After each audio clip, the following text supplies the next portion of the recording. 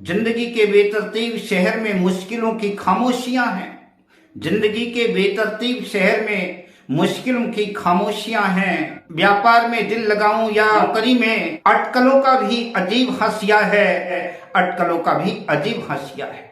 प्रिय मित्रों, जय श्री कृष्ण। मैं हूं आचार्य डॉक्टर विष्णु कुमार मिश्रा और आपका इस खास एपिसोड पर बहुत बहुत स्वागत करता हूं।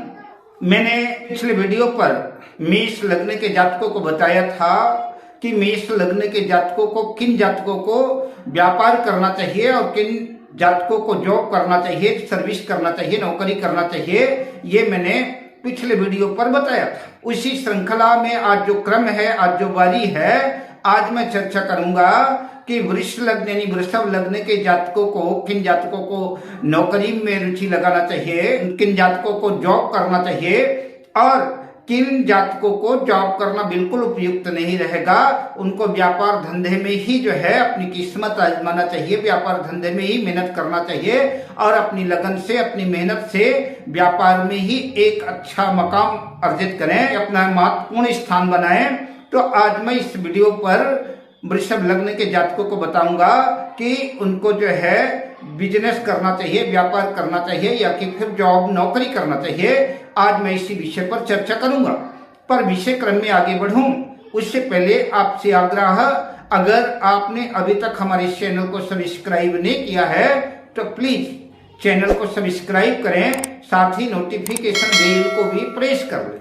अगर किसी भी किस्म का आप ज्योतिषी परामर्श चाहते हैं, अपनी कुंडली का विश्लेषण कराना चाहते हैं, प्रेडिक्शन कराना चाहते हैं, तो स्क्रीन पर फ्लैश हो रहे नंबरों पर आप हमसे संपर्क कर सकते हैं। 2 नंबर से शुरू होने वाली जो जन्म कुंडली है, ये वृषभ लग्न की जन्म कुंडली है और इस वृषभ लग्न के स्वामी जो है प्रेम, कला, कौशल, वैभवता, लग्जरी के प्रतीक, सुख सुविधाओं के प्रतीक वृषभ लग्न के स्वामी शुक्र हैं।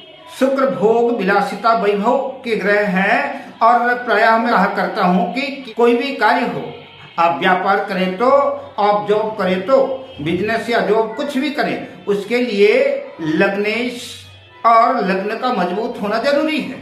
लग्नेश जितना स्ट्रांग होगा, जितना मजबूत होगा, आप चाहे नौकरी करें तो नौकरी के क्षेत्र में सक्षम होंगे और व्यापार करें तो व्यापार में भी आप सक्षम होंगे।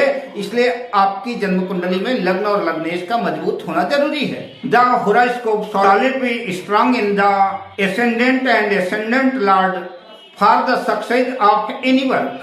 किसी भी कार्य की सफलता के लिए लग्न और लग्नेश का मजबूत होना जरूरी है। आज जो मैं चर्चा करूंगा, वृषभ लग्न वालों को बताऊंगा कि उन्हें जॉब करना चाहिए या कि बिजनेस करना चाहिए, व्यापार करना चाहिए।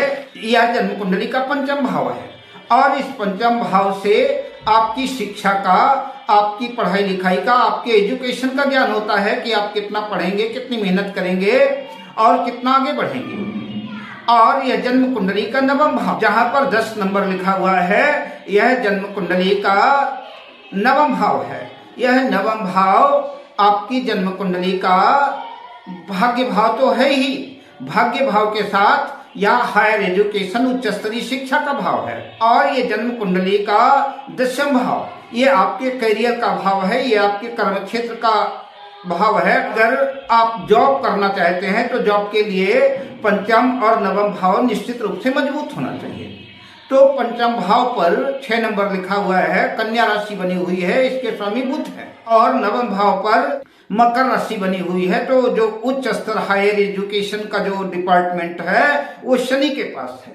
तो अगर आपकी जन्म कुंडली में पंचमेश बुध और भाग्य शनि की युति जन्म कुंडली के केंद्र भाव में, जन्म कुंडली के त्रिकोण भाव में किसी भी भाव पर है तो निश्चित रूप से आपको मेहनत करना चाहिए, आपको पढ़ाई करना चाहिए और आपकी उच्च स्तरीय शिक्षा पूरी होगी और आपको निश्चित रूप से जॉब ही करना चाहिए। आपको व्यापार के पचड़े में, आपको व्यापार के क्षेत्र में बिल्कुल कतई प्रवेश नहीं करना चाहिए।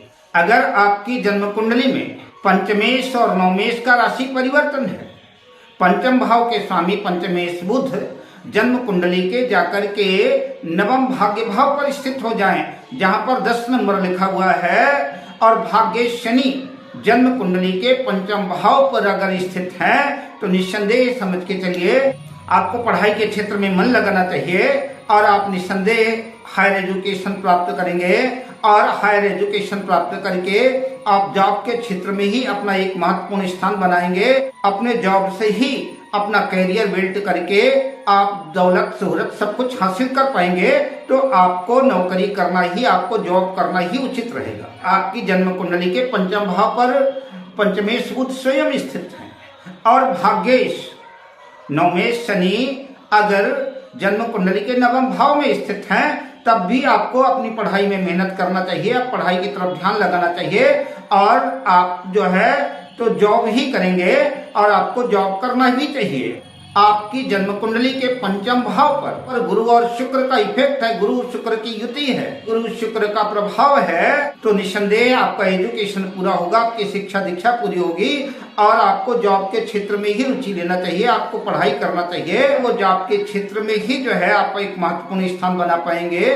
जॉब करके ही जो है आप दौलत शोहरत हासिल करके आप अपने अरमानों का सपना पूर्ण कर पाएंगे। आपको जॉब करना चाहिए। अब ये मैं उन बिंदुओं पर चर्चा करता हूँ जहाँ की आपसे पढ़ाई लिखाई आपके बूते की बात नहीं है, आपके बस की बात नहीं है, आप पढ़ भी नहीं पाएंगे और आपको पढ़ाई लिखाई के क्षेत्र में भी अपने समय को बर्बाद न करके अपने समय को किसी व्यापार में, किसी बिजनेस में ही जो है लगाना चाहिए, ताकि धीरे धीरे आपका बिजनेस ग्रो करे। और उन माता पिता से भी आग्रह, आपके बच्चे की जन्म कुंडली में ऐसी स्थितियां बनी हुई है, ऐसी कंडीशन बनी हुई है, तो उन्हें मार पीट करके या जोर जबरदस्ती करके उनको पढ़ाई के क्षेत्र में बिल्कुल न ले जाएं, पढ़ाई का प्रेशर बिल्कुल न करें, क्योंकि ऐसे बालक पढ़ने के लिए पैदा ही नहीं हुए हैं। ऐसे बालकों की पढ़ाई लिखाई नहीं हो पाएगी। यह व्यापार करने के लिए ही पैदा हुए हैं और व्यापार करके ही ये इनकी उन्नति होगी, व्यापार करके ही ये अपना महत्वपूर्ण स्थान बना पाएंगे। आपकी जन्म कुंडली के पंचमेश बुध जन्म कुंडली के 11वें भाव पर जाकर के बैठ गए हैं, मीन राशि पर। पंचमेश बुध की नीच राशि है। अगर जाकर के लाभ भाव पर पंचमेश जाकर के बैठ गए हैं, निसंदेह समझ के चलिए कि ऐसे जातक को आप चाहे कितना प्रेशर दें, कितना मारें, कितना भी पीटे, कुछ भी करें, यह बालक पढ़ने के लिए पैदा ही नहीं हुआ है। यह जातक पढ़ाई लिखाई नहीं कर पाएगा। यह व्यापार के लिए पैदा हुआ है, यह व्यापार करेगा और व्यापार के क्षेत्र में ही जो है तो इसको सफलता मिलेगी। तो अगर पंचमेश बुध नीच राशि में है तो ऐसे जातकों को पढ़ाई लिखाई छोड़ करके काम धंधे में, व्यापार में ही रुचि लगाना चाहिए। अगर आपकी जन्म कुंडली का पंचमेश बुध जन्म कुंडली के 6ठे, 8वें और 12वें भाव में चला गया है, तो ऐसा बालक भी, ऐसा जातक भी पढ़ने लिखने के लिए पैदा नहीं हुआ है। इसको जो है पढ़ाई लिखाई के क्षेत्र से हटा करके व्यापार धंधे में ही रुचि लगाएं।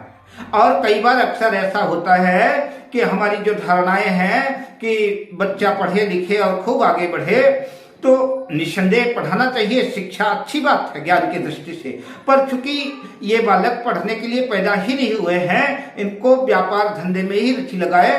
कई ऐसे लोगों को आपने देखा होगा जिनकी शिक्षा दीक्षा बिल्कुल पूरी नहीं है। मैंने वीडियो पर मेष राशि पर हेनरी फोर्ड वगैरह का जिक्र किया था, जो बिल्कुल पढ़े लिखे नहीं थे, विश्व स्तर के प्रथम उद्योगपति विश्व के बने।